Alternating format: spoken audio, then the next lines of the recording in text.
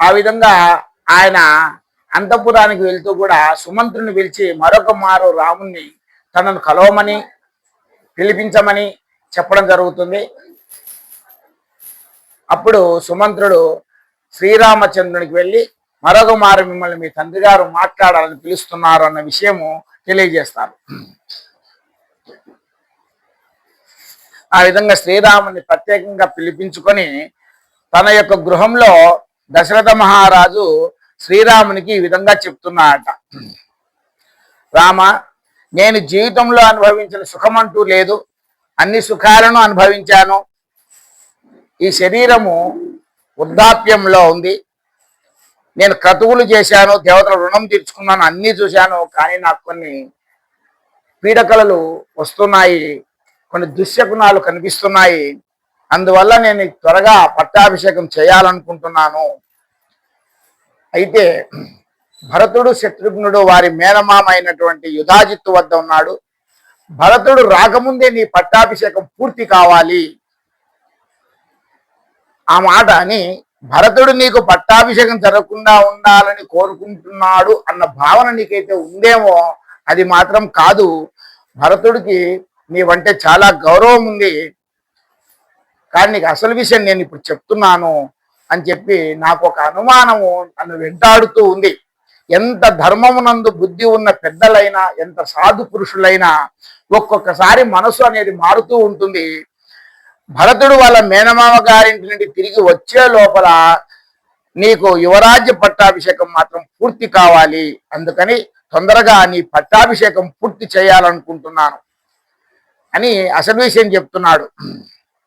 నేను ఈ పట్టాభిషేకం విషయము జనకునికి కానీ, అంటే నీకు మీ మామగారైన జనకునికి కానీ, కైక యొక్క తండ్రి గారైన కేకయ్య రాజుకు కానీ నేను ఈ విషయము చెప్పడం లేదు. ఇది దృష్టిలో పెట్టుకో. ఒక మంచి పని మొదలు పెట్టగానే విఘ్నాలు అనేటివి వస్తాయి. కాబట్టి నీ స్నేహితులందరినీ కూడా అప్రమత్తులై ఉండమని చెప్పు. నువ్వు ఉపవాసంలోనికి వెళ్ళు. రేపు జరిగే పట్టాభిషేకానికి సిద్ధం కా అని చెప్తున్నాడు. చెప్తూ అసలు విషయం కూడా చెప్తున్నాడు. ఆయన కౌశల్యని వివాహం చేసుకున్న తర్వాత చాలా కాలం వరకు ఆయన సంతానం కలగలేదు. తర్వాత సుమిత్రుని వివాహం చేసుకున్నాడు. అనేక సంవత్సరాలకు సంతానం కలగలేదు. తదుపరి ఆయన కైకను వివాహం చేయదలుచుకున్నాడు. ఆ విషయం కేకేయ రాజుకు తెలిసినప్పుడు, సమాచారం ఇచ్చినప్పుడు, కేకేయ రాజు అయితే దశరథ మహారాజుకు తన కుమార్తెను ఇవ్వడానికి ఎటువంటి అభ్యంతరము లేదు. కానీ అయితే కౌశల్య వల్ల కానీ సుమిత్ర వల్ల కానీ సంతానం లేదు కదా. కాబట్టి కైకేయకు కుమారుడు పుడితే ఖచ్చితంగా కైకేయ కుమారునికే రాజ్యాభిషేకం పట్టాభిషేకం చెయ్యాలి అని చెప్పి ఆయన ఒక మాట మీద తన కుమార్తెనిచ్చి వివాహం చేసి ఉంటాడు దశరథునికి. దశరథుడు కూడా అక్కడ అప్పుడు ఏమి ఆలోచించలేదు. ఎట్లా కౌశల్యకు సంతానం లేదు, సుమిత్రకు సంతానం లేదు, ఇప్పుడు కైకని వివాహం చేసుకుంటున్నాడు. ఆయనకు సంతానం కలిగితే అంతకన్నా ఏం కావాలి? అతడే కదా మన రాజ్యానికి, అయోధ్య కోసల రాజ్యానికి అంతా అధికారి అని చెప్పి మాట ఇచ్చి ఆ విధంగా వివాహం చేసుకుంటాడు. అయితే కాలానుగుణంగా ఆయన పుత్రకామేష్టి యాగం చేయడం, ముగ్గురు భార్యలకు కలిపి నలుగురు కుమారులు పుట్టడము, అందులో పెద్దవాడు శ్రీరామచంద్రుడు కావడం. ఇప్పుడు ఆయన సత్యాన్ని తప్పాలనుకుంటున్నాడు. సత్యం ఏమంటే ఇచ్చిన మాట ఏమో కైక కుమారునికే పట్టాభిషేకం చేస్తారని మాట ఇచ్చి ఉన్నాడు. కాబట్టి ధర్మమేమో పెద్ద కుమారుడికి పట్టాభిషేకం చేయాలి. కాబట్టి ఇక్కడ ధర్మానికి ప్రాధాన్యత ఇస్తున్నాడు కానీ సత్యానికి ప్రాధాన్యత ఇవ్వలేదు. కాబట్టి ఈ విధంగా ఈ విషయము చెప్తారు. కాబట్టి ఇప్పుడు జనక మహారాజును కేకేయ మహారాజును పిలిచినాడు అనుకోండి, వాళ్ళు ప్రశ్నిస్తారు, ఏమయ్యా దశరథ మహారాజా, ఆ రోజు నా కుమార్తెను ఇచ్చేటప్పుడు నీకు కైకకి ఎవరు కుమారుడుగా పుడతాడో అతనికి యువరాజ్య పట్టాభిషేకం చేస్తానని మాట ఇచ్చావు కదా, ఈరోజు మాట తప్పుతున్నావే, కౌశల్య కుమారుడికి పట్టాభిషేకం చేస్తున్నావే అని అడుగుతారు. అప్పుడు అక్కడికి వచ్చిన జనక మహారాజు కూడా ఈ సూర్యవంశపు రాజులైతేనేమి, ఈ కాకుత్స వంశమైనా కానీ, ఇక్ష్వాకు వంశమైనా వీళ్ళందరూ కూడా మాట తప్పని మహాప్రభువులే కదా, నువ్వు ఎలా మాట తప్పుతావు అని జనక మహారాజైనా నన్ను ప్రశ్నించవచ్చు. కాబట్టి వారికి ఈ విషయం చెప్పడం లేదు, వారికి ఈ విషయం తెలిసే లోపలి నీ పట్టాభిషేకం పూర్తి కావాలి అని చెప్పి రామచంద్రునికి మాత్రం ఆయన చెప్పడం జరుగుతుంది. కాబట్టి ఈ విషయాలని దృష్టిలో పెట్టుకొని దశరథుడు, అందుకని రామ, నేను అటు కేకయ్య రాజు కానీ ఇటు జనకునికి కానీ ఇద్దరికి ఏ విషయము చెప్పకుండా, వారిని పిలవడానికి కూడా ఇష్టపడకుండా నేను నీకు పట్టాభిషేకం చేసేస్తున్నాను అని చెప్పి శ్రీరామచంద్రుడు చెప్పి, నువ్వు ఉపవాసం చేసి రేపటి పట్టాభిషేక కార్యక్రమానికి సిద్ధం కా అని చెప్పి చెప్పడానికి వెళ్ళి ఆయన వెళ్ళమని చెప్తాడు. ఆ విధంగా తండ్రి మాట మాత్రమే, మిగతాదన్నీ ఆయనకు అవసరం లేదు కాబట్టి శ్రీరామచంద్రుడు తాను ఉపవాస దీక్ష చేయదలిచి అక్కడి నుంచి వెళ్తాడు.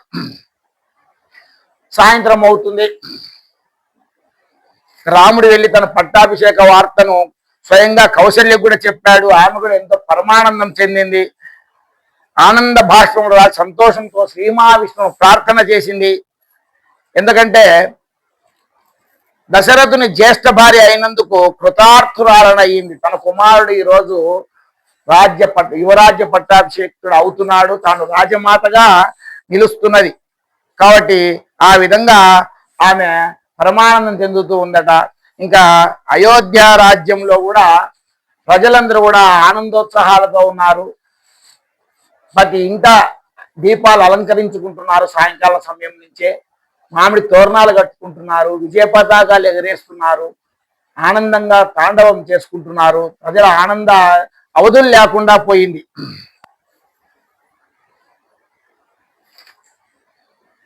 రహదారులన్నీ కూడా కాంతివంతంగా ఉంటున్నాయట. రహదారులకు ఇరువైపులా చెట్ల స్వరూపంతో దీపాలు వెలిగేటట్టు అలంకారం చేశారట. గాయకులు పాటలు ఆనందంగా పాడుతున్నారట.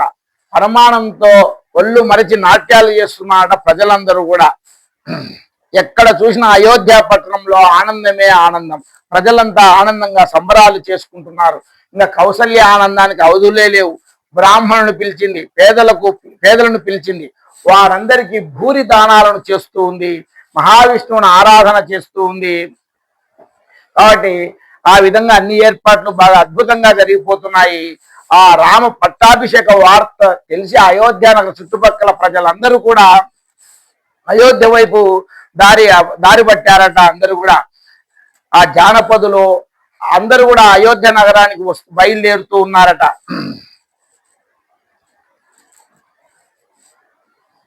అయితే ఇంత ఆనంద కోలాహాల మధ్య మందర అనే ఆమె ప్రవేశించింది. మందర అంటే కైకేయి యొక్క పరిచారకురాలు. ఆమెకు సేవలు చేయడానికి. ఆమె అయోధ్యవాసి కాదు, ఆమె కైకకు చిన్నప్పటి నుంచి దాసీగా ఉంటూ ఆమె వివాహమై అయోధ్యకు వచ్చినప్పుడు ఆమె కూడా ఆమెతో పాటు కైకతో పాటు వచ్చి ఉంటుంది.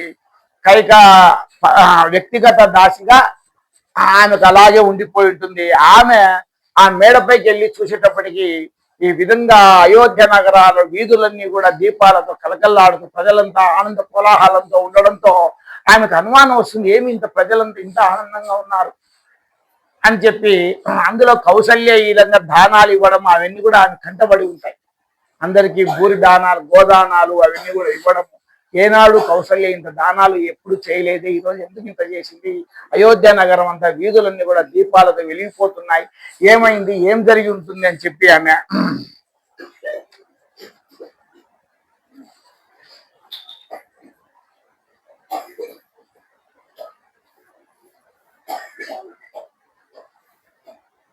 ఆ విధంగా ఆమె ఆ ప్రాసాదం పైకెక్కింది. ఆమె వంగిపోయి భూమితో వంగిపోయి ఉంటుంది మనిషి. అయినప్పటికీ కూడా ఆమె ఆ ప్రదేశం అంతా కూడా చూడడం జరిగింది.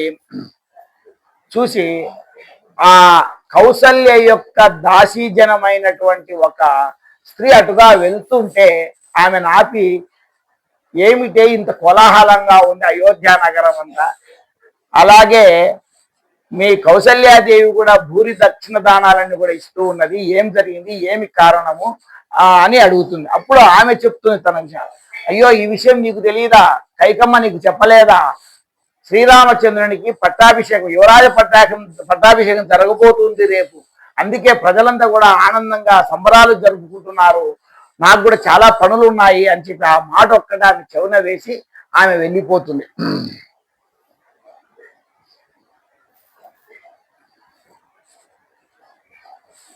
అప్పుడు ఆమె వెంటనే కైక గృహానికి వచ్చేస్తుంది. అక్కడికి వచ్చేటప్పటికి కైక అంతవరకు కైక కూడా తెలియదు రాముని పట్టాభిషేక వార్త దశరథుడు ఇంకా కైక కూడా చెప్పలేదు.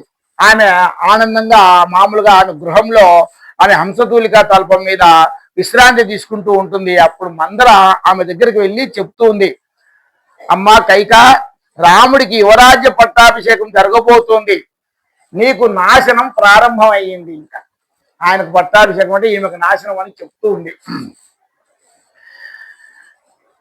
ఈ మాటలకు కైక ఆశ్చర్యపోయిందట. ఎందుకంటే అంతవరకు శ్రీరామచంద్రుడు అంటే కౌసల్యకు ఎంత ప్రీతో ఎంత మమకారమో కైక కూడా అంతే మమకారం. భరతుని ఎలా చూసుకుందో శ్రీరాముని అంతకు మించి చూసుకుందట. శ్రీరాముడు అంటే కైక, సుమిత్ర, కౌసల్య ముగ్గురికి కూడా మంచి అభిమానమే. అప్పుడు కైకకు కోపం వచ్చి ఆమెను నోరుమొయ్యి అనింది. ఏమి నువ్వు ఇలా మాట్లాడుతున్నావు? శ్రీరామచంద్రునికి పట్టాభిషేకం అంటే అది నా నాశనం ఎలా అవుతుంది? ఆయన సకల గుణాభిరాముడు, ఆయనకు పట్టాభిషేకం జరిగితే నాకు కూడా సంతోషమే కదా అని చెప్పి అనింది.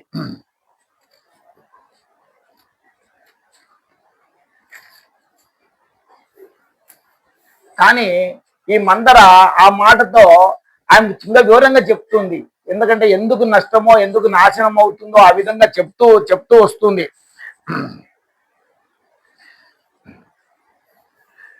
పిచ్చిదానా, ఎంత భ్రష్టత్వాన్ని పొందుతున్నావు నువ్వు చూసి. ఎందుకంటే ఆమెకు సన్నిహితం కైక అంటే చిన్నప్పటి నుంచి తన చేతుల మీద పెంచి పెద్ద చేసింది కాబట్టి చనువుగా కూడా మాట్లాడగలుగుతుంది.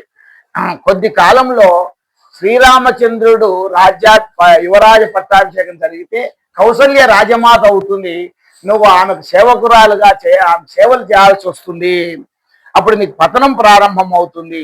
నీ భర్త బహుచతురుడు, ద్రోహి, చాలా తెలివితేటలుగా మెత్తగా నయవంచనతో మాట్లాడుతూ వృద్ధాప్యంలో ఉన్నవాడు యవనంలో ఉన్న నిన్ను కట్టుకొని తనకు కావలసిన భోగాలన్నీ కూడా అనుభవిస్తూ ఏమీ తెలియని వానిలా తేనె పూసిన కత్తిలాగా నీ దగ్గర ప్రవర్తిస్తూ నీకు ఎంత మహా అపకారం చేయాలో అటువంటి మహా అపకారం చేస్తున్నాడు. నీ కుమారుడైనటువంటి భరతుడు ఉండగా అతనికి పట్టాభిషేకం చేయకుండా కౌసల్య కుమారుడైన శ్రీరామచంద్రునికి పట్టాభిషేకం చేయడానికి సిద్ధమవుతున్నాడు అని చెప్పి ఆయనకు దుర్బోధ చేసింది. అయినా కూడా కైకంలో మార్పు రాలేదు.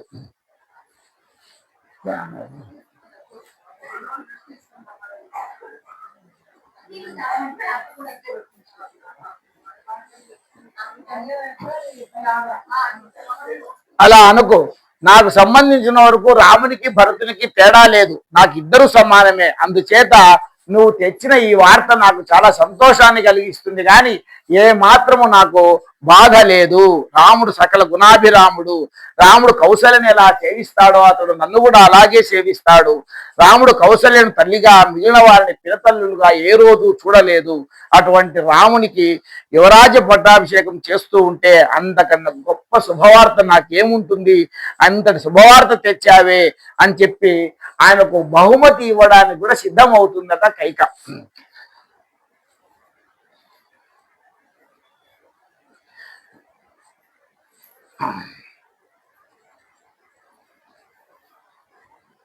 కానీ ఈమె ఆ అవకాశాన్ని ఆమెకు ఇవ్వకుండా చెప్తుంది. ఆమె ఇచ్చిన బహుమానాన్ని విసిరుగొట్టేసింది, పక్కకు విసిరుగొట్టేసి చెప్తుంది, అయ్యయ్యో ఎంత మూర్ఖురాలివి నువ్వు, నేను చెప్పిన విషయం నీకు అర్థం కావడం లేదు, అందుకని నువ్వు ఈ విధంగా మాట్లాడుతున్నావు.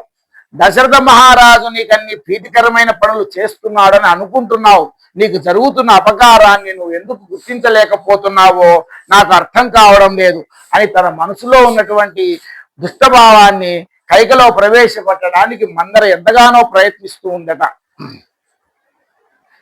రామునితో పాటుగా పట్టాభిషేకానికి యోగ్యత కలిగిన వాడు భరతుడు ఒక్కడే. ఎందుకంటే భరతుడు ఆమెకు తెలుసు చిన్నప్పుడు అక్కడే ఉంది కాబట్టి ఈయన ఆమెను వివాహం చేసుకున్నప్పుడే ఆమె కుమారునికే పట్టాభిషేకం చేస్తానని మాట ఇచ్చిన విషయము ఆమెకు తెలుసు కాబట్టి భరతునికే ఆ యోగ్యత ఉంది. అందుకని రామునికి ఎప్పుడు భరతుడు అంటే భయము. కాబట్టి ఆయన ఏదో చేసి తండ్రితో ఏదో చెప్పించి భరతుణ్ణి వాళ్ళ మేనమామ ఇంటికి రాముడే స్వయంగా పంపించినాడు, తనకు అడ్డం ఉండకూడదు అని చెప్పి పంపించి ఈ రోజు అతడే దశరథుణ్ణి ఉసిగొల్పి తన యొక్క యువరాజ పట్టాభిషేకానికి ఒక్కరోజు గడువులోనే చేయాలని రాముడే ఇంత ప్రయత్నం చేస్తున్నాడు, భరతుని తప్పించాలని చూస్తున్నాడు. కాబట్టి భరతుడు లేనప్పుడు రాముడు చేసుకుంటున్నాడు. చూసావా కైక, ఆ ద్రోహ బుద్ధి లేకపోతే ఇప్పుడే ఇంత అకస్మాత్తుగా యువరాజ పట్టాభిషేకం చేయాల్సిన అవసరం ఏముంది? రాముని పట్టాభిషేకం చేసుకొని ఏమీ నష్టం లేదు. రాముడు రాజ్యం పరిపాలించిన తర్వాత భరతుడు కొంత రాజ్యం పరిపాలిస్తాడు అని చెప్పి అక్కడికి కైక సమర్థించుకుంటూనే ఉంది. అప్పుడు మందర మరీ చెప్తుందట, ఎంత పిచ్చిదాని నీకు అర్థం కావడం లేదు, రాజుల తంత్రాంగం వేరుగా ఉంటుంది. ఒక్కసారి శ్రీరామచంద్రుడు పట్టాభిషిక్తుడు అవుతే ఇంకా భరతునికి ఎప్పుడు కూడా రాజ్యం వచ్చే అవకాశమే లేదు. అతడు వీరాది వీరుడు రామచంద్రుడు. భరతుణ్ణి పిలిపిస్తే మామగారి నుంచి వచ్చే దారిలోనే నీ కొడుకును అడవుల పాలు చేయొచ్చు లేదా చంపేయవచ్చు. రాముడు ఏ పనైనా చేయవచ్చు. తరువాత రామునికి సంతానం కలిగితే వాళ్ళే రాజులైతారు, అయోధ్యను పరిపాలిస్తారు తప్ప ఇంకా భవిష్యత్తులో భరతునికి పరిపాలించే అవకాశం వచ్చే అవకాశమే లేదు అని చెప్తుంది. రాముడు రాజుగా ఉండి కొన్ని వేల సంవత్సరాలు పరిపాలిస్తాడు.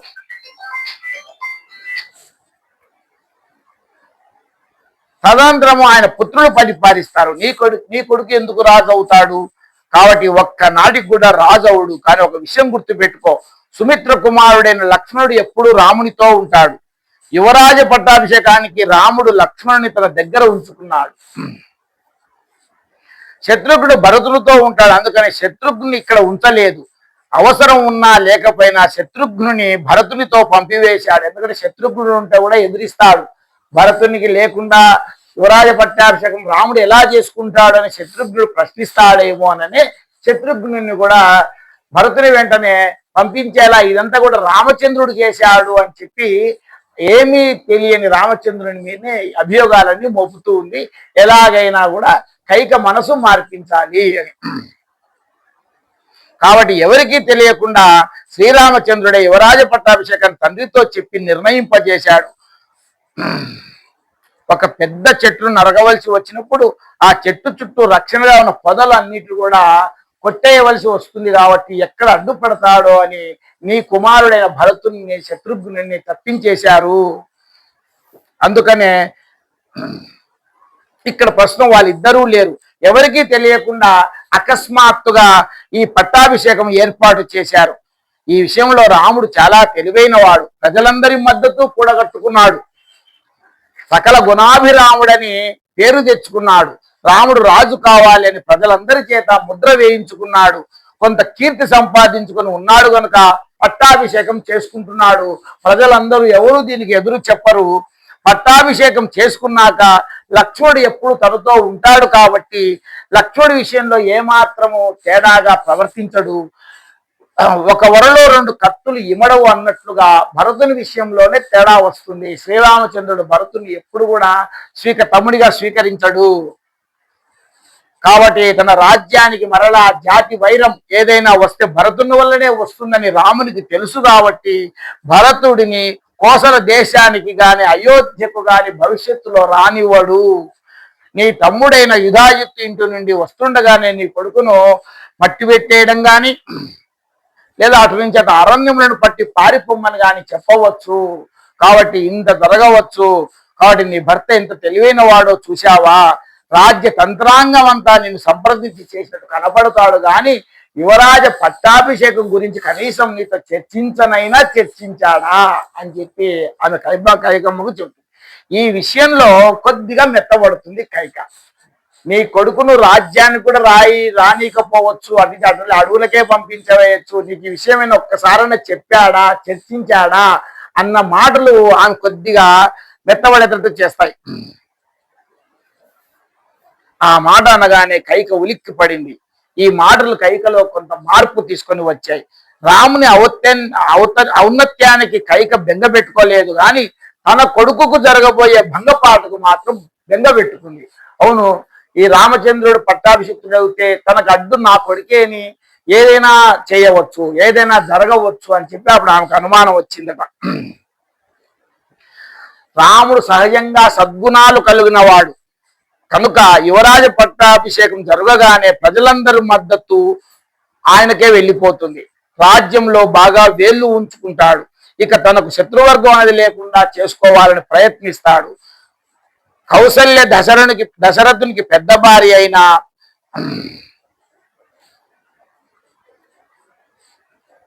ఆ మందర మళ్ళీ చెప్తుంది, ఇంకా నువ్వు అందగత్తవన్న అహంభావంతో దశరథుని నీ కొంగుకే ముడేసుకున్నావు అనే భావంతో ప్రవర్తించావు. ఇప్పుడు నీకు పాఠం కౌసల్య చెప్పడం మొదలు పెడుతుంది. ఆమె రాజమాత అవుతుంది కాబట్టి, ఇన్ని రోజులు దశరథుడు నీ చుట్టే తిరిగినాడు కాబట్టి దానికంతా కూడా కక్ష ఆమె తీర్చుకునే అవకాశం ఉంది. ఆమె రాజమాత అవుతుంది, నిన్ను దాసీగా చూసుకుంటుంది, నువ్వు ఇప్పటి నుంచి ఆమెకు సకల సపర్యలు చేయడానికి వెళ్ళవలసి వస్తుంది అని చెప్తుందట. మందర చెప్పిన ఈ మాట వినేసరికి ఇప్పటి వరకు లేనటువంటి దుర్బుద్ధి కైకలో ప్రవేశించింది. కైక మందరకు మాట్లాడడానికి అవకాశం ఎక్కువగా ఇవ్వడం వల్ల మందర కైక బుద్ధిని పూర్తిగా మార్చేసింది. ఎవ్వరూ మార్చలేని అనుమానం కైకలో పెరిగిపోయింది. అయితే ఇప్పుడు ఈ ఉపద్రవం తప్పిపోయి నా కొడుకు రక్షింపబడాలి. ఉపద్రవం అంటే ఏది? యువరాజ పట్టాభిషేకం. రామునికి జరిగే యువరాజ్య పట్టాభిషేకం ఆగిపోయి తన కొడుకు మేలు జరగాలి. ఇప్పుడు నేనేం చెయ్యాలి అని మందరనే అడిగినాడు. సరే, నువ్వు చెప్పినట్టు ఆలోచిద్దాం. నా భర్తుని క్షేమం కోసమైనా ఇప్పుడు నేను ఏం చేయాలో నువ్వే చెప్పు అనింది. ఆమె చెప్తుంది మందర, ఏ రాముడు గుణముల చేత, పితృవాక్య పరిపాలన చేత, తండ్రిని సేవించడం చేత రాజ్యాన్ని పొందుతున్నాడో, ఆయన సద్గుణాలనే కదా దశరథుడు ఆయనకు యువరాజ పట్టాభిషేకం చేస్తున్నాడు. కాబట్టి అటువంటి రాముణ్ణి 14 సంవత్సరాలు కృష్ణాజినం కట్టుకొని పాదుకలు లేకుండా దండకారణ్యానికి వెళ్ళిపోమని పంపించేయాలి. ఆయనకు రాజ్యం పరిపాలించే అవకాశం ఇవ్వకుండా ఆయన పట్టుపీతాంబరాలు వదిలి నార చీరలు కట్టుకొని ఆయన వనవాసానికి వెళ్ళి 14 సంవత్సరాలు వనవాసం చేయటట్టుగా నువ్వు చేయాలి. రెండో పని ఏం చేయాలి? అదే ముహూర్తానికి నీ కుమారుడైన భరతునికి పట్టాభిషేకం జరిగేలాగా చూడాలి. అప్పుడే ఈ ఉపద్రవం పోతుంది అని చెప్పి ఆమె సలహా ఇచ్చింది. ఒక్కసారి నీ కొడుకు రాజ్యం యువరాజు పట్టాభిషేకం జరిగి రాజు అయితే అప్పుడు నీ కొడుకు రాజ్యంలో తన యొక్క ప్రభావం పెంచుకోవచ్చు, ప్రజలందరినీ తన వైపు తిప్పుకోవచ్చు. భవిష్యత్తులో 14 సంవత్సరాల తర్వాత రామచంద్రుడు వచ్చినా కూడా ఆయనకు రాజ్యాధికారం లేకుండా చూసుకోవచ్చు అని చెప్పి ఆమె సలహాలు ఇచ్చింది. సరే, ఆయనకు చెప్పింది, బాగుంది, నువ్వు చెప్పినదేమో, రామచంద్రుని అడవులు పంపించమంటున్నావు, నా కొడుకు పట్టాభిషేకం చేయించమంటున్నావు, ఇవన్నీ ఎలా సాధ్యం అవుతాయి, నేను ఎలా ఆయన అడవులకు పంపడానికి ఎలా వీలవుతుంది అని మళ్ళా ఆమెను అడిగిందట. అప్పుడు మందర చెప్పిందట, నీకు అన్నీ తెలుసు, కానీ నా నోటితో చెప్పించాలని నువ్వు ప్రయత్నం చేస్తున్నావు, నీకు ఒక అవకాశం ఉంది అని చెప్తుంది. ఇవి చేయించడానికి నీకు ఒక అవకాశం ఉంది. ఎలా అవకాశం ఉందంటే, తవ దైవాసురే యుద్ధే సహ రాజర్షిభిః పతిః అగచ్చత్వాముపాదాయ దేవరాజస్య సాహ్యకృత్ దిశమాస్థాయ వైదేవి దక్షిణాం దండకాన్ ప్రతి వైజయంతమితి ఖ్యాతం పురం యత్ర తమిధ్వజః అని చెప్పింది. నా శంబర ఇది ఖ్యాత శతమాయో మహాసురః దదౌ చక్రస్య సంగ్రామం దేవసం ఖైరనిర్జితః. ఆ మందర కైక గుర్తు చేస్తుంది, ఒకానొకప్పుడు ఇంద్రునికి వైజయంతం అనే నగరంలో దక్షిణ దిక్కున ఉండే తిమిధ్వజుడు అతన్నే శంబరాసురుడు అని కూడా పిలుస్తారు. అలాంటి రాక్షసునితో ఒకసారి యుద్ధం సంభవించింది. ఆ శంబరాసురుడు మహామాయావి. ఆ యుద్ధంలో దేవేంద్రుడు ఒక్కడే గెలవలేక దశరథ మహారాజుని సహాయం అడిగాడు. ఆ విధంగా దశరథ మహారాజు ఆ దేవేంద్రునికి సహాయం చేయడానికి యుద్ధానికి వెళ్తాడు. అన్ని విద్యలు తెలిసినటువంటి కైకను కూడా తనతో తీసుకువెళ్తాడట. ఆ యుద్ధంలో శంబరాసురుడు దశమహారాజును తీవ్రమైన బాణాలతో కొట్టినప్పుడు ఆయన మూర్ఛపడిపోతాడట. అప్పుడు ఆ రాక్షసుల బారి నుండి రక్షించడానికి కైకమ్మ తన రథాన్ని వారికి అందకుండా, వారి చూపులకు దొరకకుండా ఒక రహస్య ప్రదేశానికి తీసుకెళ్తుందట. ఆ విధంగా ఆ దశరథుని తన రథంతో పాటు దాచిపెడుతుందట. ఆ విధంగా అప్పటికైతే తప్పిస్తుంది. మళ్ళా కొంత సమయానికి మళ్ళా రాక్షసులందరూ కూడా గమనించి మళ్ళా మీద పడపోతే అప్పుడు కూడా ఆమె తన చాకచక్యంతో తన రథాన్ని మరొక దిక్కుకు మరల్చి ఆ రాక్షసులకు దూరంగా దశరథుణ్ణి రక్షిస్తుందట. ఆమె ఆ విధంగా 2 మార్లు రక్షిస్తుందట. తర్వాత దశరథుడు పుంజుకొని ఆ యుద్ధం చేయడం జరుగుతుంది. అలా విజయం ప్రాప్తిస్తుంది. అప్పుడు 2 మార్లు ఆ యుద్ధంలో తనను కాపాడినటువంటి ఆ కైకకు ఏవైనా 2 వరాలు కోరుకోమని అవకాశం ఇస్తాడట. అప్పుడు ఆమె తనకేం కావాలి, తానే పట్టపు రాణి. దశరథుని ఎప్పుడు తన చుట్టే ఉంటాడు, తనతోనే ఉంటాడు. తను అడిగింది ఏ దానికి కూడా లోటు ఉండదు. కాబట్టి నాకు ఇప్పుడేం అవసరం లేదు, నాకు అవసరం వచ్చినప్పుడు ఆ 2 వరాలు అడుగుతాను, అప్పుడు ఇవ్వండి అని చెప్పి అప్పుడు ఒక మాట తీసుకొని ఉంటుందట.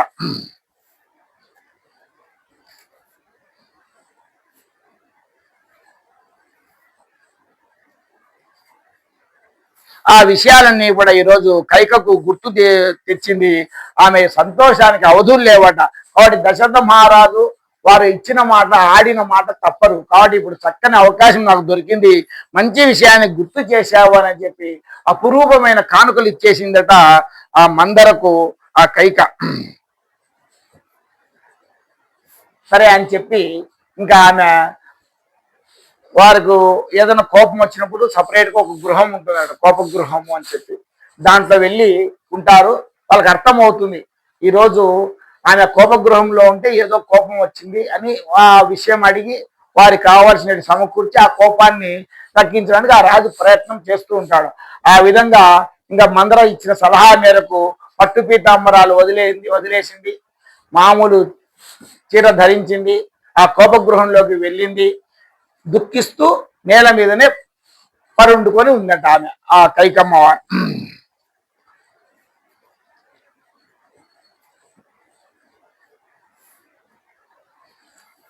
చెప్పిందట మందరతో, నువ్వు చెప్పిన సలహా మేరకు నేను తిరిగి భరతుని పట్టాభిషేకం చేయించగలిగిన కైకమ్మగానన్న వస్తాను. అది దశరథుడు ఒప్పుకోకపోతే కోపగృహం నుంచి కైకమ్మ ప్రేతగానే వస్తాను, అంతే తప్ప ఖచ్చితంగా నా మాట నిలబెట్టుకుంటాను అని చెప్పి ఆమె మందరకు కూడా మాట ఇచ్చిందట. ఆ విధంగా దశరథ మహారాజు రామ పట్టాభిషేకం కావాల్సిన ఏర్పాట్లన్నీ కూడా పురమాయించి తెల్లవారితే పట్టాభిషేకం చేయాలి. కాబట్టి మరొకసారి అందరికీ ఎవరి పనులు వాళ్లకు అప్పచెప్పి తానే స్వయంగా రామ పట్టాభిషేక వార్తను కైకకు తెలియజేయడానికి కైక గృహానికి వచ్చాడట. కైక గృహం ఎప్పుడు కలకలలాడుతూ శోభాయమానంగా రమణీయంగా ఉండేది.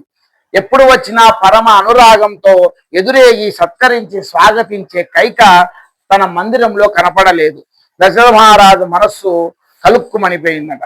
కైక ఏది అక్కడ ఉన్న దాసిని అడగగా, ఎందుచేతనో తెలియదు ప్రభు, కైకమ్మ కోపగృహంలో నేల మీద పడి ఉన్నారు అని చెప్పిందట దాసి. అప్పుడు దశరథ మహారాజు మహాభయంతో గబగబా కోపగృహంలోకి వెళ్ళాడట. ఈయన లోపలికి వెళ్ళేసరికి కైక నేల మీద ఉంది. చూసి తట్టుకోలేకపోయాడు. దశరథుడు కైకను అడిగాడు, కైక, నీకు శరీరంలో ఏదైనా వ్యాధి ప్రబలిందా? ఏదైనా అనారోగ్యంతో బాధపడుతున్నావా? ఎందరో గొప్ప గొప్ప వైద్యులు మన అయోధ్య రాజ్యంలో ఉన్నారు. నీకు వైద్యం పిలిపించి వైద్యం చేయిస్తాను. కాబట్టి నీవు ఎందుకు ఇలా ప్రవర్తిస్తున్నావో నాకు చెప్పు అని చెప్పి ఆయన అడిగాడట. నువ్వు ఈ విధంగా ఉంటే నా మనసు తట్టుకోలేకపోతున్నది, కారణం ఏదో చెప్పు అని ఆ విధంగా చెప్తున్నాడు. అవధ్యో వధ్యతాం కోవా కోవా వధ్యో విముచ్యతాం దరిద్రకో భవత్వాధ్యో ద్రవ్యవాన్ వ్యాప్య కించన.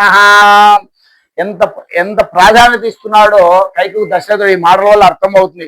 ఒకవేళ చంపవలసిన వ్యక్తి పట్ల నువ్వు ప్రసన్నరాలు అయితే చెప్పు, అతనికి మరణశిక్షను రద్దు చేసి అతనిని రక్షిస్తాను. లేదా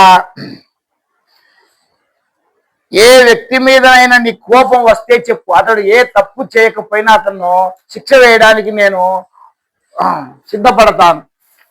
నువ్వు ప్రసన్న కలిగితే చెప్పు, పేదవాడిని ధనవంతుణ్ణి చేస్తాను, ధనవంతుడి మీద ఏదైనా నీ కోపం వచ్చేపు వాడిని దరిద్రుణ్ణి చేస్తాను అని చెప్పి ఆమెను సమాధానపరచడానికి ఆయన ఎంతగానో ప్రయత్నం చేస్తున్నాడట. నేను, నా రాజ్యం, నా సంపత్తి, నా పరివారం అందరం కూడా నీ వసులై ఉండగా నువ్వు ఇలా నేల మీద పడుకోవడం ఏమిటి? అది ఏమీ బాగలేదు. నీకు ఏమి కోరిక ఉందో చెప్పు, ఆ కోరిక నేను తప్పకుండా తీరుస్తాను అని చెప్పి మరీ అడుగుతున్నాడు. అప్పుడు కైక నోరు తెరిచి మాట్లాడుతుంది. నువ్వు అలా చెబితే కుదరదు, నాకు మనసులో నిజంగా ఒక కోరిక ఉంది, అది నేను అడుగుతాను. అడిగిన తర్వాత ఇటువంటి కోరిక నువ్వు కోరేది అని చెప్పి నువ్వు ఆ కోరిక తీర్చడంలో కూడా వైఫల్యం పొందితే మాత్రం నాకు చాలా బాధ కలుగుతుంది. కాబట్టి నువ్వు నాకు ఆ మాట చేస్తాను, నాకు ఆ మాట ఇస్తే నేను అడుగుతాను అని చెప్పి ఆమె మాట ఇస్తున్నాడు. సరే, దశరథుడు చెప్తున్నాడు, నాకు నా కుమారుడు అంటే ప్రాణం, శ్రీరాముడు అంటే నాకు ప్రాణం, పితృవాక్ పరిపాలుడు, సకల గుణాభిరాముడు, ఆయన విడిచి ఒక క్షణం కూడా ఉండలేను. అలాంటి నా కుమారుడు రామచంద్రుని మీద ప్రమాణం చేసి చెప్తున్నాను, నువ్వు ఏది కోరితే అది నేను నీకు అనుగ్రహిస్తాను అని చెప్పి మాట ఇచ్చాడట.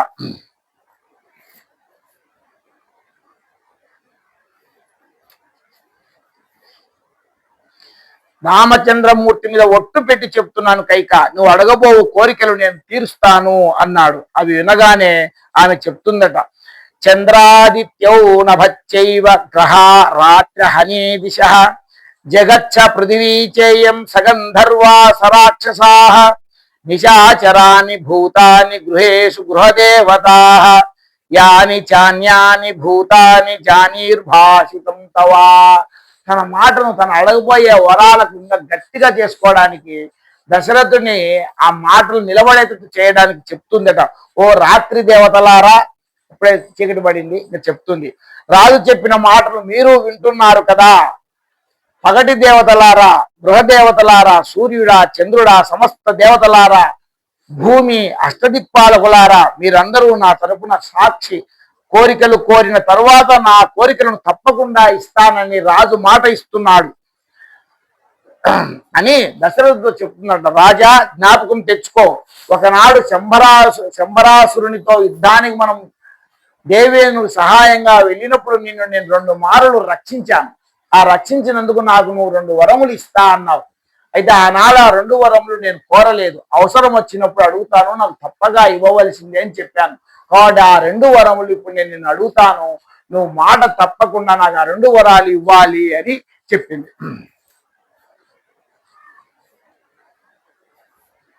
ఆ 2 వరాలు కూడా చెప్తుంది. ఏ రామచంద్రమూర్తికి యువరాజ్య పట్టాభిషేకం చేయడం కోసమని నువ్వు సమస్త సంభారములు తెప్పించి సిద్ధం చేశావో వాటితో అదే ముహూర్తమునకు భరతునికి పట్టాభిషేకం చేయాలి. అది ఒకటోది. పట్టాభిషేకం చేసుకోవలసిన రాముడు 9, 5 అని 9, 5, 14 అవుతాయి. 9, 5 సంవత్సరంలో దండకార్యమునకు వెళ్ళిపోవాలి. పట్టుబట్టలు కట్టకూడదు, నార చీరలు ధరించి పాదరక్షలు లేకుండా కందమూలములు తింటూ 14 సంవత్సరంలో అరణ్యవాసం చేయాలి అని చెప్పి ఆ 2 వరాలు ఇవ్వమని అడిగింది. ఈ మాటలు దశరథుని మీద పిడుగు పట్టట్టుగా అనిపించాయి. ఎంతో ప్రాణం శ్రీరామచంద్రుడు అంటే. తెల్లవారితే పట్టాభిషేకానికి అన్ని ఏర్పాట్లు జరుగుతున్నాయి. ఈ సందర్భంలో కైక ఇలా అడుగుతుంది, ఇలా మాట్లాడుతుంది అని పొరపాటును కూడా ఆయన ఊహించలేదు. ఆ విధంగా కైక మాటలు వినేటప్పటికీ ఆయనకు నోట మాట రాలేదు, ఆయనకు నెత్తిన పిడుగులు అన్నట్టుగా అనిపించిందట. ఒక్కసారి నేల మీద కూలబడిపోయాడట.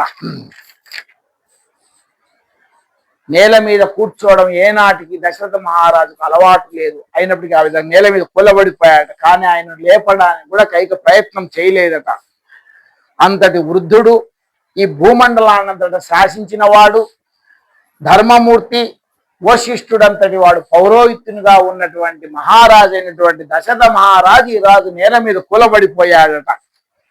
కోరలు తీసివేసి మంత్రముల చేత బంధింపబడిన పాము నేలబడి కొట్టుకున్నట్టుగా ఉన్మాదిలా పిచ్చెక్కిన వాడిలా ఉండిపోయాట దశరథుడు. బెంగతో నోట మాట రాక తడబడి తబ్బిబ్బై తలబాదుకొని బాధపడుతూ ఉన్నాడట. కాబట్టి ఏ సమయానికి ఏమి జరుగుతుందో కదా, అంత పట్టాభిషేకానికి ఏర్పాట్లు ఒక పక్క చేయిస్తూ కైకకు ఆ విషయాన్ని సంతోషంగా తెలియజేద్దాం, స్వయంగా తెలియజేద్దామని వచ్చిన దశరథ మహారాజుకు ఆమె మాటలు ఈ విధంగా చాలా బాధ పెడుతూ ఉన్నాయట. అప్పుడు అంటున్నాడు దశరథుడు కైకతో, ఎంత భయంకరమైన మాట మాట్లాడావు కైక, జీవితంలో ఇటువంటి మాట నీ నోటి నుంచి వినవలసి వస్తుందని నేను ఎన్నడూ అనుకోలేదు. రాముడు నీకు ఏం అపకారం చేశాడు? కౌసల్యను ఎలా తల్లిగా చూసుకున్నాడో నిన్ను కూడా అంతకన్నా మించి చూసుకున్నాడు. రామచంద్రుడు ఏ రోజు కౌసల్యకు, సుమిత్ర, కైకకు ఏ భేదము చూపించలేదు కదా.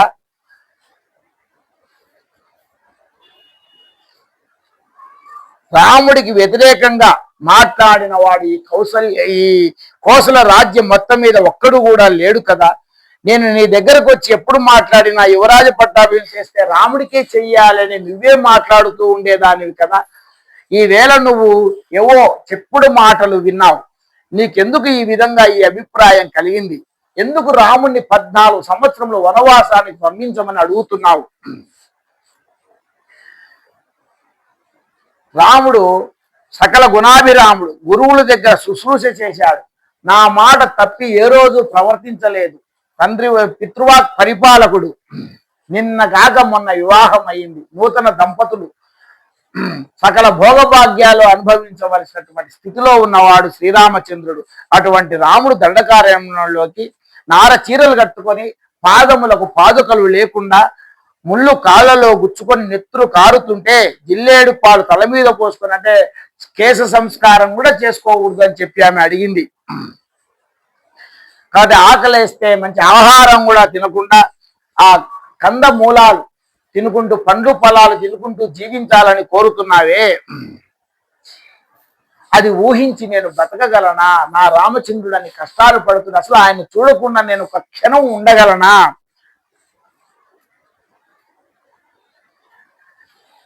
కౌశల్యను వదిలిపెట్టమని చెప్పు, ఈరోజు వదిలిపెట్టగలను. కానీ రామచంద్రుని మాత్రం వదిలి నేను ఒక్క క్షణం కూడా ఉండలేను కదా. రాజ్య భ్రష్టుడిపై సింహాసం నుంచి దిగిపో అని నన్ను ఆజ్ఞాపించు, నేను దిగిపోతాను. కానీ రామచంద్రుని చూడండి మాత్రం ఒక్క క్షణం కూడా ఉండలేను. అంతటి దశరథ మహారాజు చెప్తున్నాడు.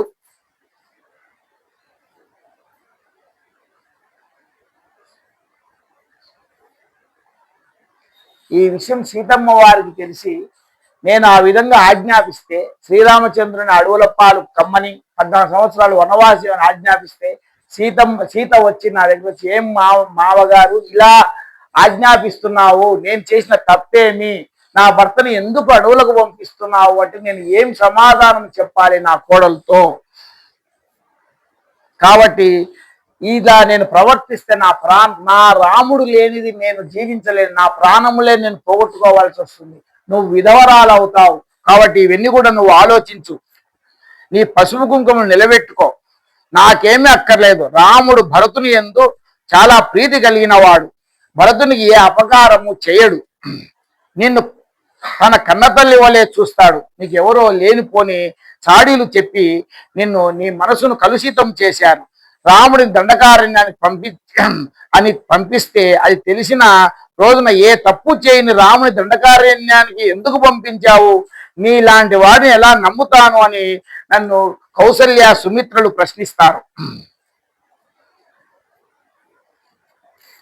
రాజ్యంలో కూడా ప్రతి పౌరుడు కూడా నన్ను నిందిస్తాడు.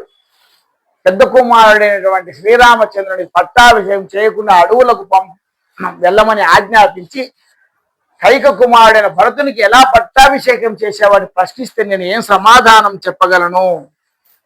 కౌసల్య కూడా నిన్ను ఏ రోజైనా ఏరే విధంగా చూసిందా? సొంతం చెల్లెలు ఎలాగో అలా చూసింది కదా అని చెప్పి ఆయన తనవన్నీ కూడా చెప్తున్నాడు.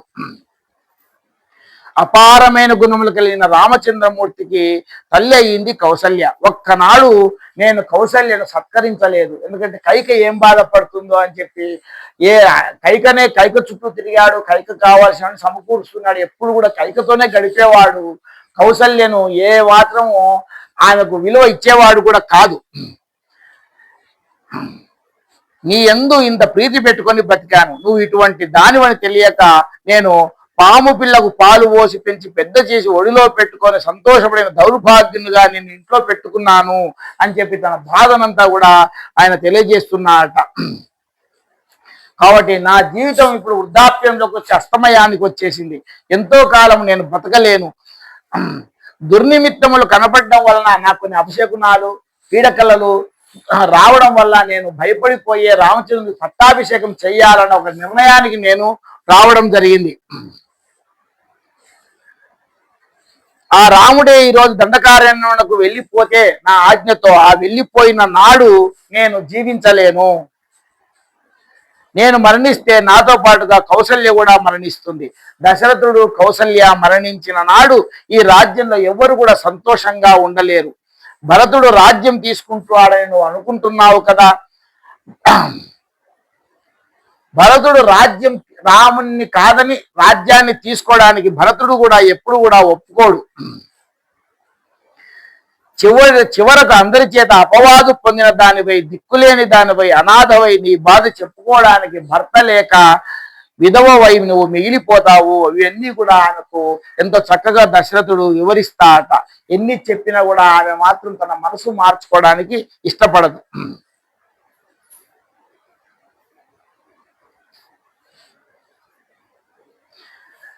అప్పుడు అనుకుంటున్నాడు మనసులో దశరథుడు కూడా, నా కుమారుడు ఎందుకు పితృవాక్ పరిపాలకుడైనాడు? ఒకవేళ నేను రాముని పిలిచి నేను ఇచ్చిన మాట ప్రకారం, కైకకి ఇచ్చిన మాట ప్రకారం నువ్వు వనవాసం చేయాలి 14 సంవత్సరాలు అని రాముని ఆజ్ఞాపిస్తే నేను ఎందుకు అడవులకు వెళ్ళాలని నీ మాట విని నేను వెళ్ళను, నిన్నే ఖైదు చేస్తాను అని చెప్పి నాకు ఎదురు తిరిగే కొడుకైంటే నాకు ఎంత బాగుండు. నా కళ్ళ ముందన్న రామచంద్రుడు ఉండేవాడు కదా. కానీ నేను ఆజ్ఞాపిస్తే మాత్రం ఒక్క మాట కూడా ఎదురు చెప్పకుండా రామచంద్రుడు అడవులకు వెళ్తాడు, వనవాసానికి వెళ్తాడు. వెళ్తే నేను ఆయన చూడకుండా క్షణం కూడా ఉండలేని అని చెప్పి చాలా బాధపడుతున్నాడట. అని చెప్పి నీ మనసు మార్చుకొని ఆ 2 వరాలు ఉపసంహరించుకో. వయసులో పెద్ద వృద్ధుడైన వాడిని నేను చెప్పినాడని నా కోసమైనా మనసు మార్చుకో అని చెప్పి ఆయన ఎంతో దీనాతి దీనంగా ప్రార్థిస్తున్నాడట. చివరకు అంత వయసులో ఉన్నటువంటి దశరథ మహారాజుని పాదములు పట్టుకొనైనా అర్థిస్తాను, ఈ 2 వరములు ఉపసంహరించుకో అని చెప్పి అడుగుతున్నాడట. నాకు రాముని నాకు దూరం చేయకుండా కాపాడు అని చెప్తున్నాడ. రామునిని చూస్తూ చనిపోయే అదృష్టాన్ని నాకు ఇవ్వు, ఈ ఒక్క అదృష్టాన్ని తీసేయకు, ఇంకా నేను బ్రతకలేను, ఇంకా ఏ శిక్షైనా నాకు విధించు, సంతోషంగా భరిస్తాను అని చెప్పి ఆమెను ప్రతిమలాడుతున్నాడట. అయితే తన పాదాల మీద పడడానికి వచ్చినటువంటి దశరథునికి ఆమె దూరంగా జరిగి చెప్తుందట, ఏమయ్యా ఇక్ష్వాకు వంశంలో పుట్టావు, సూర్యవంశంలో పుట్టా అంటారు, సత్యధర్మాలు పాటిస్తానంటావు, 2 వరములు ఇచ్చావు నాకు, నీ ప్రాణాలు ఆ రోజు కాపాడితే నేను నీకు ప్రాణభిక్ష పెడితే నాకు 2 వరాలు ఇస్తా అన్నావు. ఆ 2 వరాలు అడిగేసరికి నువ్వు ఇలా మాట్లాడుతున్నావు. ఎందుకంత కష్టం వచ్చింది? ఎవరైనా వచ్చి రాముడు ఎక్కడికి వెళ్ళాడని అడిగితే దండకారణ్యానికి పంపించానని చెప్పలేనని అంటున్నావు కదా. మరి ఎవరైనా వచ్చి కైక నీకు 2 సార్లు ప్రాణభిక్ష పెడితే 2 వరాలు ఇచ్చి ఆ వరాలు అడిగితే కూడా నువ్వు తీర్చలేకపోతున్నావే, అప్పుడు నీకు అపకీర్తి రాదా? మాట తప్పినవాడవు కాదా? మీ వంశంలో ఎవరైనా ఇలా మాట ఇచ్చి తప్పినవారు ఎవరైనా ఉన్నారా? ఎందుకు అలా బాధపడుతున్నావు 2 వరాలు ఇవ్వడానికి అని ఆమె మాట్లాడుతుంది. అయినా ఆయన పరిస్థితి ఏమి, ఎంత దీనంగా అడుగుతున్నాడు, ఏ వయసులో అడుగుతున్నాడు, పుత్రునికి ఎంత ప్రేమిస్తున్నాడు అని కూడా ఏం ఆలోచించకుండా తనే మాట్లాడుతూ ఉంది. నీ వంశంలో వారు ఉత్తమ గతులకు ఎలా వెళ్ళారో ఒకసారి పరిశీలించుకో, ఎవరైనా ఆడిన మాట తప్పిన వారు ఉన్నారా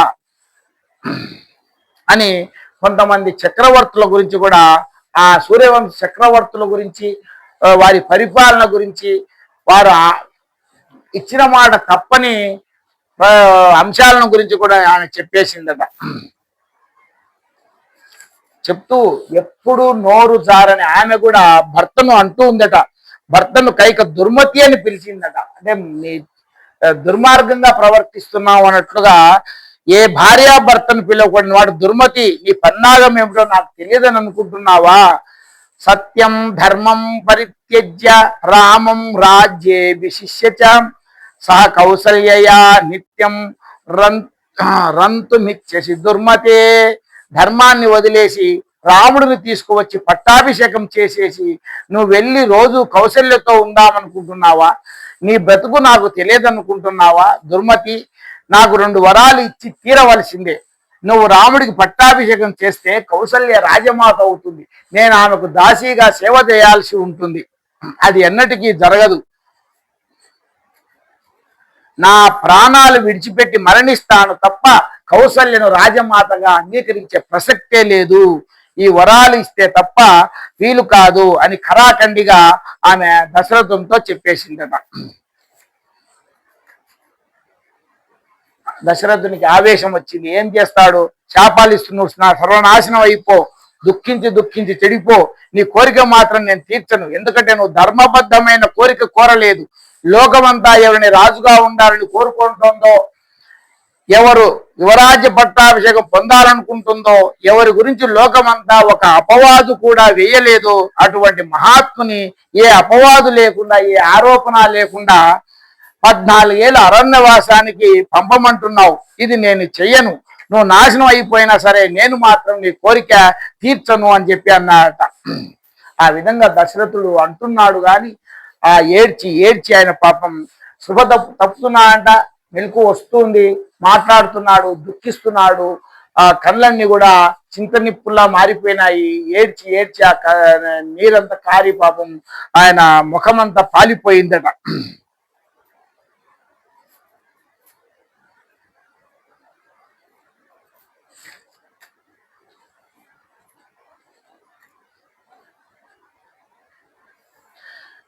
సత్యం అంటావు, ధర్మం అంటావు, సత్యమునకు కట్టుబడ్డానంటావు, ధర్మమును కట్టుబడ్డానంటావు, ఇక్ష్వాకువంశీయుడని రాజ్యాన్ని పరిపాలించానని అంటావు, కాకుత్సుడు అని అంటావు. ఇవన్నీ కైకంటుంది. రోజు వచ్చి ఎన్నో ప్రగల్భాలు చెప్తావు. ఏది 2 వరాలు నేను అడిగితే వాటిని ఇవ్వడానికి ఇంత ఇబ్బంది పడుతున్నావే, ఏమయ్యా నువ్వు కాదా మాట తప్పుతున్నది అని చెప్పి మరోసారి ఆయనకు మాట తప్పకూడదు అనే విషయాన్ని గుర్తు చేస్తుంది. ఇదంతా జరుగుతుంటుంది. పాపం ఆమె ఎప్పటికీ ఇనకపోయేసరికి మూర్చపోతున్నాడు, బాధపడుతున్నాడు, రాముని ఎలా వదులుకోవాలా అని ఆలోచిస్తున్నాడు, కైకను అర్థిస్తూ ఉన్నాడు. సరే, రాత్రి గడిచిపోతూ ఉంది. క్రమక్రమంగా కైకేమిటి అంగీకరించడం లేదు. దశరథుడు బతిమాలే కొద్దీ ఆమె పరుషంగా మాట్లాడడం ఎక్కువైంది. ఆ విధంగా దశరథ మహారాజు ఆ చీకటిని కూడా ప్రార్థిస్తున్నాడు. దిక్కుదోచగా ఇంకా ఈ రాత్రి గడిచిపోతే తెల్లవారుతుంది కదా, తెల్లవారితే రామచంద్రుని అడవులకు పంపించాల్సి వస్తుంది కదా అని చెప్పి ఈ రాత్రి గడవకుండా అలాగే ఉంటే బాగుంటుంది అని చెప్పి ప్రార్థిస్తున్నాట.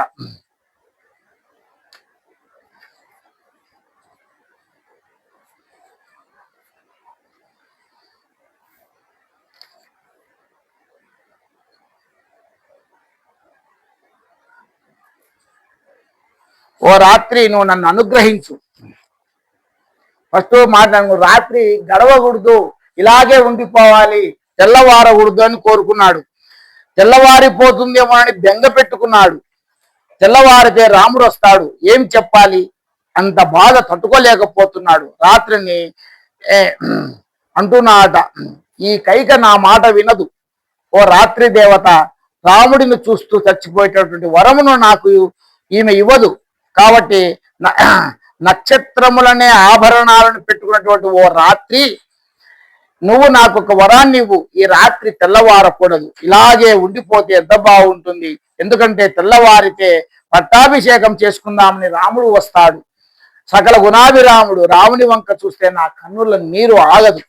వచ్చి నా పాదముకు నమస్కారం చేస్తాడు. తండ్రి నీ ఆజ్ఞ అంటాడు. అప్పుడు ఆయనకు, నాయన నీకు రాజ్య పట్టాభిషేకం చేయడం లేదు, నువ్వు 14 సంవత్సరాల వనవాసము చేయడానికి అడవులకు వెళ్ళవలసిందని నేను ఎలా చెప్పేది అని చెప్పి ఆయన బాధపడుతున్నాడ. అంతలోనే మళ్ళా, ఓ రాత్రి నువ్వు నన్ను అనుగ్రహించు, నువ్వైనా నా మాట విను, తొందరగా వెళ్ళిపో, తెల్లివారిపోని. ఎందుకంటే నువ్వు ఇక్కడ ఉండిపోతే నేను కూడా ఇక్కడే ఉండిపోవాలి. చీకట్లో రాత్రి వేళ రాజు నడిచి పెడితే బాగుండదు. నీవు ఇలా ఉండిపోతే నేను ఈ గదిలో ఉండిపోవాలి. నా ఎదురుగుండా కైక ఉంటుంది, అంటే ఇక్కడే రాత్రంతా ఆమెను చూసుకుంటూ నా మాట వినదు, నాకు ఎదురు తిరుగుతుంది, వాడు ఆమెను చూస్తూ నేను భరించలేను, తెల్లవారితే నేను వెళ్ళిపోవచ్చు అన్నట్టుగా ఆయన మాట్లాడుతున్నాడు. ఇప్పుడు అంటే ఆయనకు మతి సరిగా లేదు. ఒకసారి అట్లా మాట్లాడుతున్నాడు, ఒకసారి ఇట్లా మాట్లాడుతున్నాడు. ఏ నిర్ణయం తీసుకోవడానికి ఆయనకు కాదు. ఓ నిశికాంత, నువ్వు తొందరగా వెళ్ళిపో. దశరథుడు ఎవరితో మాట్లాడుతున్నాడు, ఏం మాట్లాడు తెలియని ఉన్మాద స్థితిని పొంది ఉన్నాడట. తెల్లవారుతోంది, బ్రాహ్మీ ముహూర్తం ఆసన్నం అవుతోంది, దూరంగా వేద పఠనం వినపడుతోంది. అక్కడ రామచంద్రుడు ఉపవాసం చేశారు.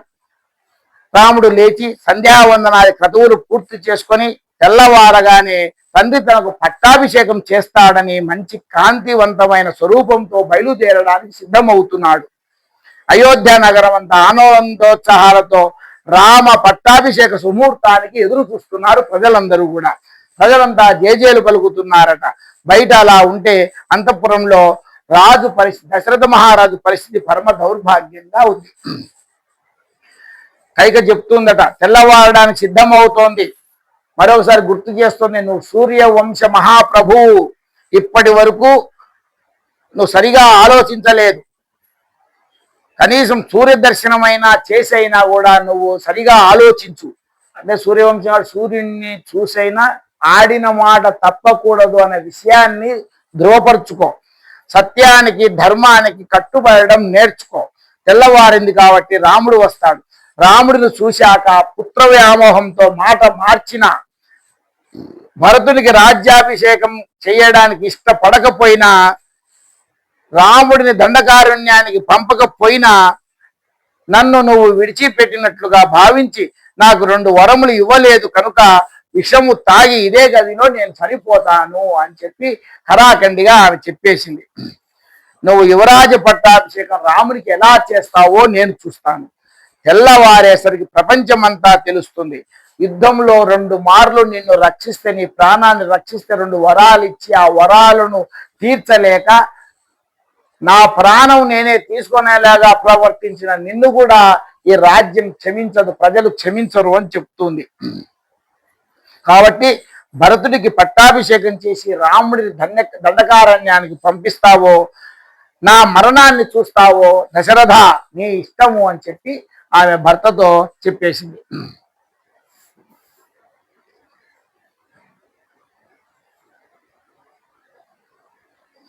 కాబట్టి ఇప్పుడు పరిస్థితుల్లో దశరథుడు సత్య ధర్మముల మధ్య నలిగిపోతున్నాడు. సత్యమేమి, మాట తప్పకూడదు. ఒకసారి కైక వాళ్ళ తండ్రికి మాట ఇచ్చాడు, కైక గర్భంలో జన్మించే అతనికే రాజ్య పట్టాభిషేకం చేస్తానని. తర్వాత ఆమెకు 2 వరములు ఇచ్చాడు, ఆ 2 వరములు ఇప్పుడు తీర్చాలి. ఇది సత్యం. ధర్మం అయితే తను చెప్పినట్టుగా తన పెద్ద కుమారుడు రామచంద్రుడికి పట్టాభిషేకం చేయాలి. కాబట్టి ఈ 2 ధర్మముల మధ్య ఆయన నలిగిపోతున్నాడట. ఎంత వేడుకున్నా కూడా, ఇంత బతిమారినా కూడా, ఇంత కర్కశమైన హృదయంతో మాట్లాడావు కనుక నీ కోరిక తీరుతోంది కనుక కైక నీకు ఒక మాట చెప్తాను విను అని చివరిగా ఒక మాట చెప్తున్నాడట. నన్ను ఇంత బాధ పెట్టావు కనుక ఏ రాముడిని చూస్తూ చనిపోతానని అడిగితే కూడా నాకు ఆ పాటి వరం కూడా నువ్వు ఇవ్వలేదు కనుక మంత్రపూర్వకంగా ఏ అగ్ని సమక్షంలో నీ పాణిగ్రహణం చేశానో అటువంటి నిన్ను ఇప్పుడే విడిచిపెట్టేస్తున్నాను. నిన్ను నేను భార్యగా విడిచిపెట్టేస్తున్నాను. ఇక నువ్వు నాకు భార్యవు కావు. నా మరణం తథ్యం. ఏనాడైతే రామచంద్రుడిని నేను ఆజ్ఞాపిస్తానో అతడు వెళ్ళిన మనుక్షణమే నేను నా ప్రాణాలు నిలబడవు. నేను మరణించి తీరుతాను. నువ్వు విధవరాలి అవుతావు. విధవా రాజ్యాన్ని నిర్వహించు. నువ్వు నీ కొడుకు కలిసి ఈ రాజ్యాన్ని పరిపాలించుకోండి. ఏలుకోండి. ప్రజలందరూ కూడా చీకొడతారు. నా మృతదేహం అంతఃపురంలోంచి బయటకు వెడుతూ ఉంటే నీ కొడుకు పట్టాభిషేకం చేసుకొని నువ్వు మురిసిపో. ఏ కుమారుని కోసమని నువ్వు ఇంత దారుణానికి వడిగట్టావో ఆ కుమారుణ్ణి కూడా నేను విడిచిపెట్టేస్తున్నాను. ఇంకా నువ్వు నాకు భార్యవు కాదు, నీ కుమారుడు నాకు కుమారుడు కాదు. కాబట్టి ఆ భరతుడు నా శవాన్ని తాకకూడదు, నాకు ఉదకం ఇవ్వకూడదు, నాకు అంత్యేష్టి సంస్కారం చేయకూడదు అని చెప్పి మీ ఇద్దరిని వదిలిపెట్టేస్తున్నాను అని దశరథుడు ఆమెకి చెప్పాట. అంతలో తెల్లవారింది. అభిషేకానికి కావలసిన సమస్త సంభారాలు అన్ని కూడా సిద్ధపడుతున్నాయి. రథం ఎక్కి వశిష్ఠ మహర్షి వచ్చేస్తున్నారు. సుమంత్రుడు చాలా సంతోషంగా ఉన్నాడు. పట్టాభిషేక కార్యక్రమాన్ని ఆయన చేతుల మీదుగా జరుగుతున్నాయి కాబట్టి 100 మాగధులు వచ్చి దశరథుని స్తోత్రం చేస్తున్నారు. దశరథుడు వారి స్తోత్రాలు ఆపమని సైగ చేశాడు. అందరూ కూడా ఆశ్చర్యపోతున్నాడు. దశరథ మహారాజు కొడుకు పట్టాభిషేకం చాలా ఆనందంగా ఎంతో హుషారుగా ఉంటాడు అనుకుంటాడు. దశరథుడు ఈరోజు పాపం ఆ ముఖం అంతా పాలిపోయింది. దుఃఖించి దుఃఖించి కళ్ళు ఎర్రబడిపోయినాయి. ఆ ముఖంలో ఎలాంటి కళ లేదు. ఆ జుట్టంతా వదిలేశాడు. ఆ విధంగా దశరథ మహారాజు అందరూ ఆశ్చర్యపోయారట అక్కడ చూసేవారు. పట్టభయను సిద్ధం చేశారు. శ్రీరామచంద్రుడు కూడా బయలుదేరుతున్నాడు. పురోహితులు వచ్చారు. ఆ అన్ని కూడా సిద్ధం చేస్తున్నారు. అయితే ఇంకా ప్రభు ఒక్కడు బయటికి రావాలి. దశరథ మహారాజు ఆయన ఒక్కడు బయటికి రాలేదు. ఇది గమనించి సుమంత్రుడు రాజుగారిని నిద్ర లేపడానికని రాజ అంతఃపురంలోకి ప్రవేశించాడు. లోపలికి వచ్చి రాజుగారిని స్తోత్రం చేశాడు. మహానుభావ, జయ జయ ధ్వనులు చెప్తూ ఆయన నిద్ర లేపుతూ ఉన్నాడట. ఆయన పిలుస్తున్నాడట. ఏ విధంగా అయితే సమస్త చరాచర ప్రపంచం సృష్టి చేసి చతుర్ముఖ బ్రహ్మను వేదం తన అంగములతో స్తోత్రం చేస్తుందో అలా స్తోత్రం చేస్తున్నాను. దశరథ మహారాజా లేచి బయటికి రండి అని చెప్పి పిలిచాడు. దశరథుడికి సుమంత్రుని మాట్లాడవలదని సైగ చేసి సుమంత్రుడు మహారాజు సమీపించి తల వంచుకొని, మహారాజా యువరాజ పట్టాభిషేకం కోసం ప్రజలంతా బయట వేచి ఉన్నారు, తదుపరి ఏం చేయమంటారు అని దశరథుని అడిగాడు. ఆ మాటలు విన దశరథుడు కన్నుల వెంట నీరు కారుతుండగా మరొకసారి బాధపడిపోతూ కైకను ప్రశ్నించాట. దశరథుడు ఏమి ఇలా ఉన్నాడు, ఏం జరుగుతుందో అది నేను చెప్తున్నాను.